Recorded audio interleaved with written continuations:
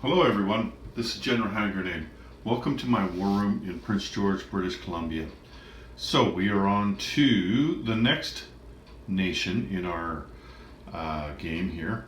We played the German Empire yesterday in our very first turn of the brand new game, Global War 1914. So I have one order of housekeeping to do. I realized it while I was processing the video yesterday, but it wasn't enough to come back and do some more filming. I figured I could take care of that right now. Now, if you remember, if you watched that first video, you can see that, where are we there? There we are. So the German Empire took Lorraine. Now, one of the things that happens, there's a couple of ways you can get extra diplomacy rolls. One of them is taking a territory. So we take a German marker. Now on the new diplomacy chart, there's going to be places up in the corner to place these. But since this is the old one, we're just going to place it up here. So that means that Germany gets one. The other way is to get it's a naval one, and I'll talk about that when it comes along if it happens. But anyway, this one goes up there for the Germans. Now, in order for them to cash that in on their next turn, they have to still be in possession of Lorraine. Like if France gets Lorraine back before the next German turn, then they don't get that roundel that we put up there comes off. Okay, so that's pretty simple. Kind of a cool way to get a little bit extra diplomacy. And in fact, I was looking around to see if there was a way that I could attack a territory for the British to get an extra diplomacy roll next time, but there just wasn't anything easy. The only thing that made sense almost was attacking the Ottomans, but I don't want to do that because the Ottomans are neutral right now, and of course that would give the Allies a penalty if we were to attack a neutral country. Anyway, let's move on. So technology. As we talked about in that video yesterday, in the 1914 setup, there are technologies already on the board. And you can see here with Britain, we have stage one of depth charges and hydrophones, and stage one of convoy system, and stage one of improved construction. So those are three good ones. Now, before we begin, we get to pick two more to put on stage one, or one to put on stage two. And we can't pick one of the ones that have already been done. We have to pick new ones. For sure, we want to pick wartime economy. That's always a good one. Now, let's just talk about this for a second. The one thing that is not sitting well with me, I'm trying to find a place to put this down, is the war in the Atlantic.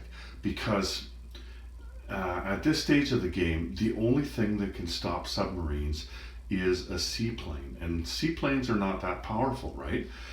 You don't have fighters, you don't have aircraft carriers. Like, you do have fighters, but they're only there to watch what's going on, right? They're only there to observe.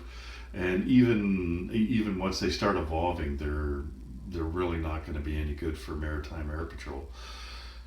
But anyway, so the things that we need to do are convoy system and depth charges and hydrophones to help combat that.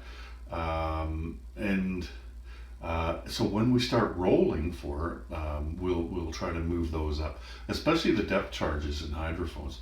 That's the one where you're going to be able to pair your torpedo boat destroyers with your seaplanes. But anyway, right now the Germans are just like the subs in this game are just have the same numbers as the subs in the 36 game, without the restrictions, right, of having a bunch of planes around. So we got to do something. One of the things that we can do right now to combat that, and it's not really combating that, what it is compensating for that, is to develop our wartime economy. Because if we get that extra roll, you get 2d6 at the beginning or at the end of your turn to add on to your income. That will offset the money that you're losing, right? And the other things, like there's lots of things, anything's going to help the British because they're all over the board for technology.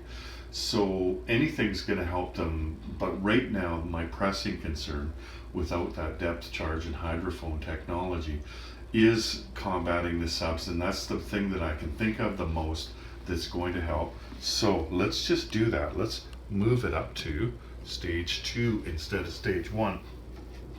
And then hopefully we roll for it and get it on stage 3. Anyway, there we go. So stage 3 here for the British, or stage 2, sorry, for the British. So that's what we've done. And while we're over here, we'll go over there. I've got it set up over there. So let's do our technology rolls then. The British have 2 major factories, so they get to do technology rolls. So let's go for that wartime economy. It's 8 or less. And that's a 6, no good. Okay, the other one, depth charges and hydrophones, that's at 7. That's a, good one, we got that one. So that goes to stage 2. Just reach over here. Okay, stage 2, right on. Okay, purchasing, we're moving on.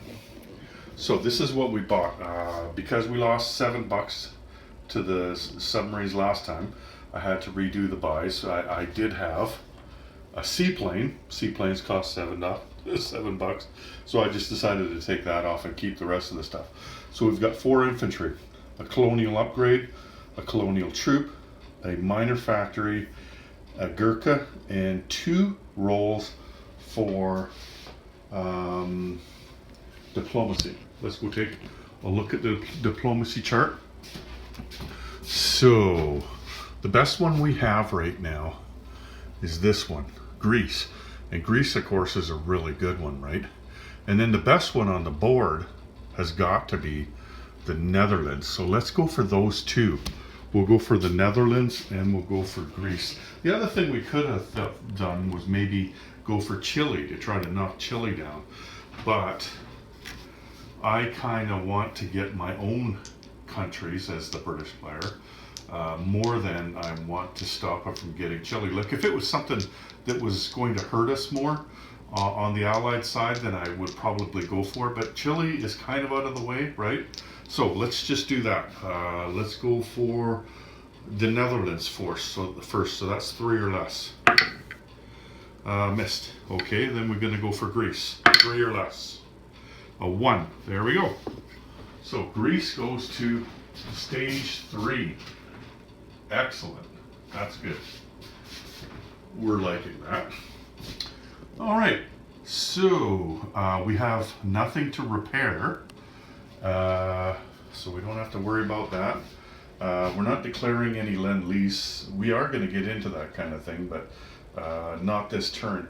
We kind of need to establish ourselves first, get to where we want to be, and then we can start helping others out.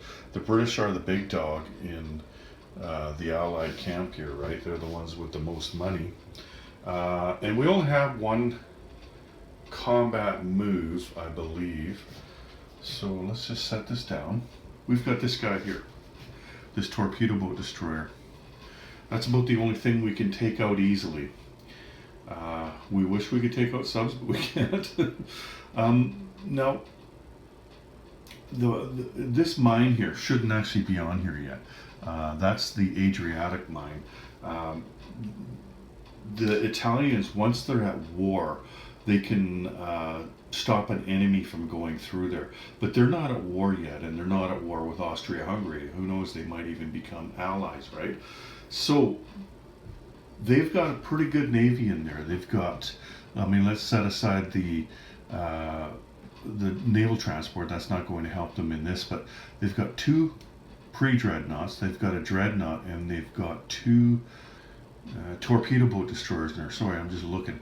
So they're more powerful than what we can put in there, right? And so you think, okay, well, we're taking a big chance by putting stuff in there. But what I want to put in there are things that are pretty small anyway, right? Let me just see here how many spaces away that is. 1, 2, yeah, I can reach that because I've got a major naval base over there. So the thing is, I can attack that. And then if Austria does decide to come out, which they can, and take us, which they certainly can. The problem with them doing that is then they expose their navy, and I think that probably France would be able to take them out after that, because France also has a couple of pre-dreadnoughts. They've got a couple of coastal submarines. They've got a cruiser. They've got a torpedo boat destroyer. So I think that they would be able to, I mean, depending on how the fight with the British went, like if they dice the British, then maybe France doesn't even attack them, right? But anyway, let's just kick this game off. Let's just go for it. So I could have done one of two things. I could have just come over here weak, right? Like maybe just bring my submarines in, and I could still do that. Or I could bring in, I've got three other boats over here, right? But that's something to consider. Like I could leave these here. I am exposing them to two submarines though, because submarines can go through there, right? And they would get first strike because I don't have the hydrophone technology, the depth charges. So the torpedo boat destroyer does not negate the first strike. But then they would lose their subs, wouldn't they? And those subs are really going to be a boost to them by taking the British money down. So let's do that. Let's just go at them with the subs then, and leave those things over there and try to bait their subs into going after. Now, I know the guy that's playing the German player, so it's kind of unfair that I know what he would do and what he wouldn't do. But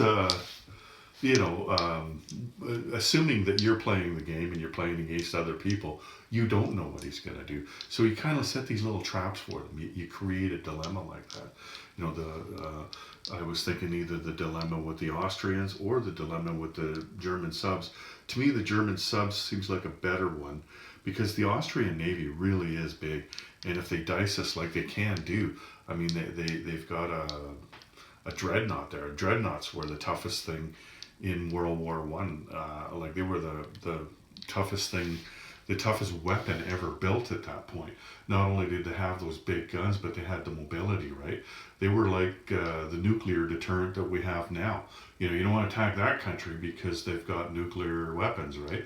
Well, back then, you didn't even need to take your dreadnought out of the port. Like if you were, say, Brazil, like a country that wasn't a huge navy, you didn't want to attack Brazil because they had a dreadnought. You know what I mean? I'm not saying that Brazil is the one. I'm just saying that like dreadnoughts were huge in World War One compared to anything that you could go against them. Anyway, that's reflected in this game because although they're the same numbers in the 36 game, when you eliminate most of the offensive weapons in the game, that one weapon with its extra hit that they can take, that's huge. And so let's do it this way. Okay, so we've got a coastal sub and a regular sub. Let's say, the coastal sub is going to be the gray one and the regular sub is going to be the green one. Okay, got him a hit. And that is first strike as well because, like I said, he doesn't have the depth charge and hydrophone technology, so he just comes right off the board. He doesn't even get to shoot at me. So that was the entirety of our attack moves. You can see how fast this game could have gone if I wasn't talking, right? Anyway, so that's done. Now, non-combat moves, and we've got several of them because Britain is just all over the board. Oh darn, I did forget some combat moves. You know what, let's just do them, okay? I'm trying to teach you how to play the game here. So, we are going to go after these cruiser raiders here. So this guy's going to go after, not the transport. This guy's going to go after him. Let me see, 1, 2, 3, 4. No, they don't have a major port there, so they can only go 3. I can do it with this guy. Let's go with the cruiser down here. And this guy. Yeah, let's do that. Anyway, sorry about that, folks. I had thought about doing this and then got ahead of myself with doing all the talking. Okay, now these guys are slippery. They're really elusive, and that's why you're -3 and you're rolling against them. So this guy would normally roll at 4, the torpedo boat destroyer. He's going to roll at 1. This guy's going to roll at 1 as well. Let's make the German the gray one. Here we go.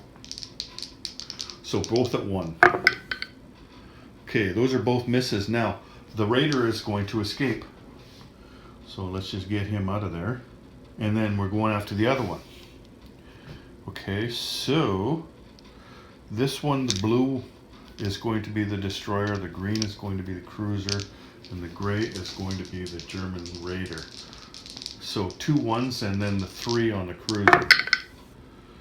Ooh, look at that. The Raider got a hit. Okay, so let's lose the torpedo boat destroyer. Then he is going to leave. He's going to get out of Dodge. There we go. So you see here, they fled. Just like, they can't submerge, obviously, but they can flee, right? Anyway, I'm just going to pause this here. Okay, I took a moment to take a look around, see what I want to do. Let's take our transport here. Because Japan went for the Allies, I don't have to worry about the Pacific whatsoever. Japan can take care of that. They're going to be good enough at taking care. I was hoping to get those 2 Raiders. What a mistake that was, right? Too bad I didn't continue to forget that. So I'm moving that up here, the transport, and I'm moving the colonial troop up. Anyway, point I was getting to, I don't have to worry about Australia here. Nobody's going to go after Australia. The Japanese should be able to mop up the Germans, no problem. Anyway, there's that. Okay, and then moving on, we've got this guy over here. I'm still getting used to all these new sea zones. I was used to the V3 map, right? So 1, there's no major naval base there that I can use because we're not aligned to the Chinese. So 1, 2, 3, we'll move him over here. Let's keep him right here because I'm going to move those ships as well. Okay, let's move this, let's move it right up here. Okay, there we go. I'm going to take the cruiser and the transport, and I'm going to bring, let's bring both of these guys from Maharashtra, and we're going to take them to Eastern Egypt. So here, let me just show you what I did there. I took them over to Eastern Egypt over there. Okay, now one of the things we have to remember is that we're going to have to cover this territory here because it's worth a buck. I'm not going to be able to collect that buck unless I have a garrison there. To have a garrison there, you need a land unit, right? So I wanted to move this guy over anyway. There we go, we've covered that. And I'm going to keep this over here because I'm going to also move from down at South Africa there. I've got a major naval base, so I can go 1, 2, 3. I can bring my transport up. The cruiser was going to make it anyway, but the transport needed that extra space. Africa. Now, when you're garrisoning things, if it's not worth anything, it doesn't matter, right? So, this one here is not worth anything. I'm going to move this over to Eastern Egypt as well, because I don't have to worry about collecting that IPP. There we go. And I believe that is it. So, just looking around. Yeah, I believe that's it. Here, let me just sit down here. Let's talk about this a little bit. So you see, we've got our Navy here, right? And that's this Navy up over there, right? Now, the Germans have a bigger Navy than that because ours is spread out. And we do worry about losing it. It is in port in London right now. So they could still attack it, but it would be more difficult for them to do that. However, I tell you, I played one game. Bob and I played a play test game, and I was being cocky with my British Navy. I thought, like our navies were about the same size, and I thought, hey, let's get it on. And Bob, sure enough, he goes out there, he destroys my navy, and the only thing left out of the whole thing was 4 damaged German dreadnoughts. Which is, the foundation you need for a navy, right? So he was able to buy a bunch of smaller ships. The end result was I could not make my mandatory offensives because I couldn't get anything over to France, right? And so I was tied up. There's things that you can't do when you don't make your mandatory offenses. There's penalties you have to pay, right? And so I said to myself, I'll never do that again. It just wasn't worth it. That was me being cocky, and that was me losing a game big time because I was doing that. Now we can move 3 across here. So we want to move as many units over to France as we can. We don't have to worry about making any attacks yet. In fact, we don't want to.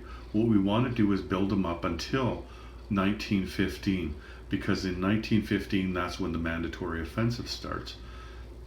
When I was making my purchases, I thought to myself, okay, now what is the British going to do? Are they going to go heavy on the rest of the world, or are they going to go heavy in France? And what happened with the Germans there? They got diced on both sides, the Eastern Front and the Western Front. And that was unusual. Like, they got diced pretty hard. So one of the things that I could do is go heavy with the French and the British in France, and also the Russians. Hopefully they are able to fight well against the Austrians as well, because the Germans can't take it easy on the Eastern Front because of what's happened, right?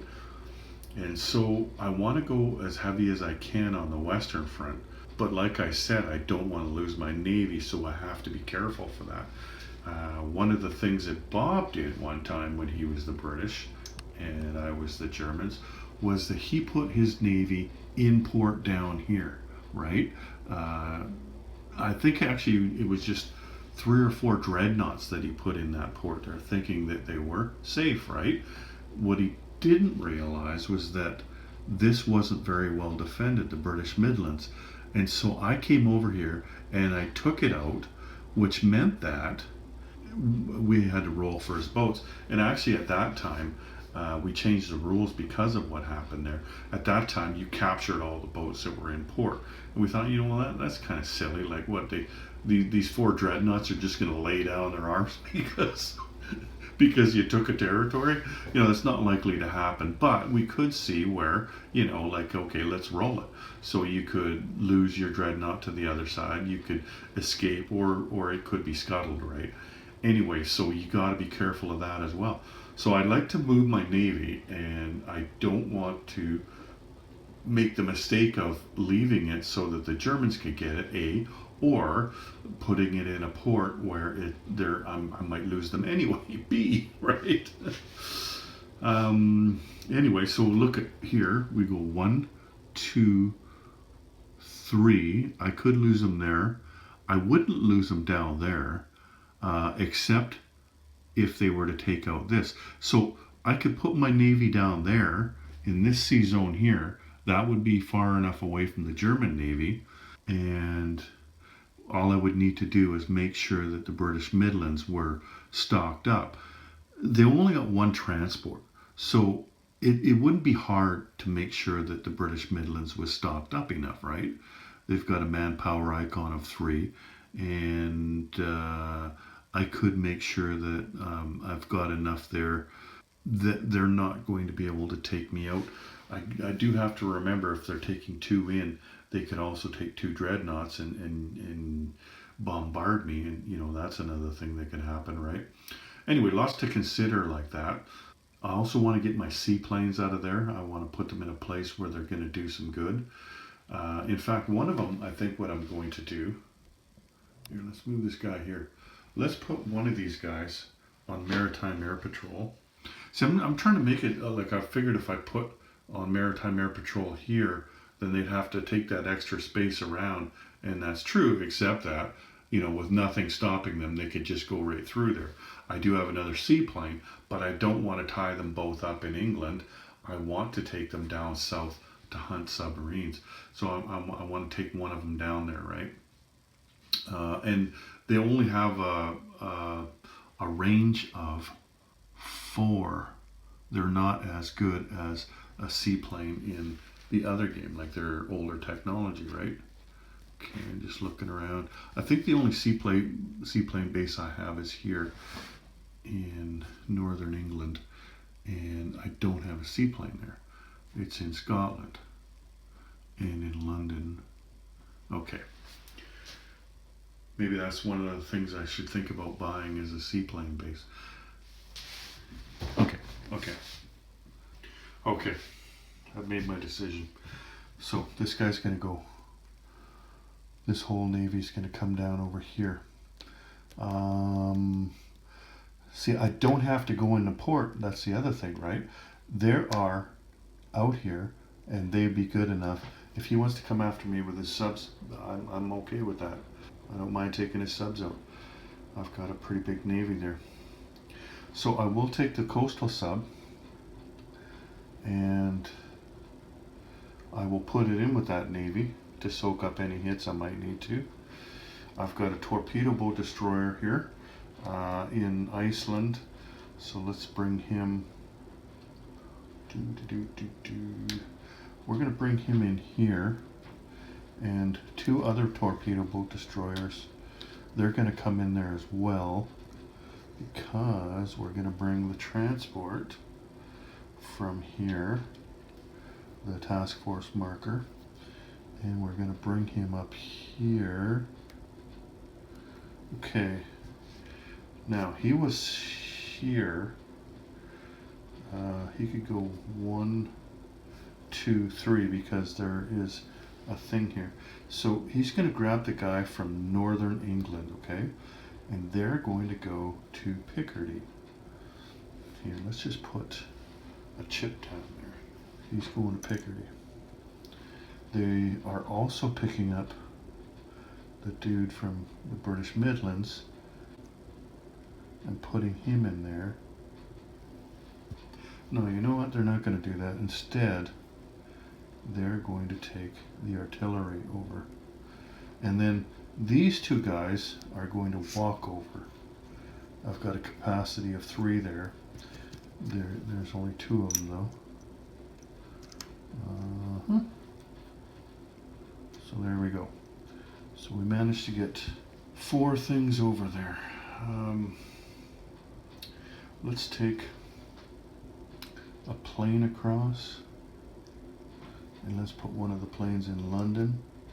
Let's take a seaplane and go 1, 2, 3, 4. We're going to take him to southern France. There's a seaplane base down there. That's going to give him a +1. And then the seaplane that's up here, we're going to bring him to the British Midlands. All right. This is an artillery.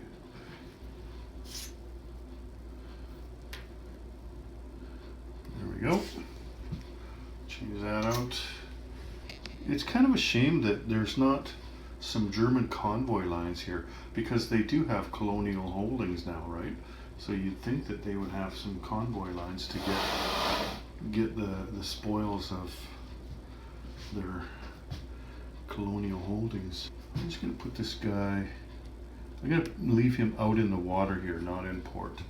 Nope, I'm not. I'm going to put him in port. I forgot there's a seaplane there. Okay, that's what we're doing. Okay, now we don't get anything on the diplomacy chart because that naval battle that we won, we didn't kill any cruisers, pre-dreadnoughts or dreadnoughts.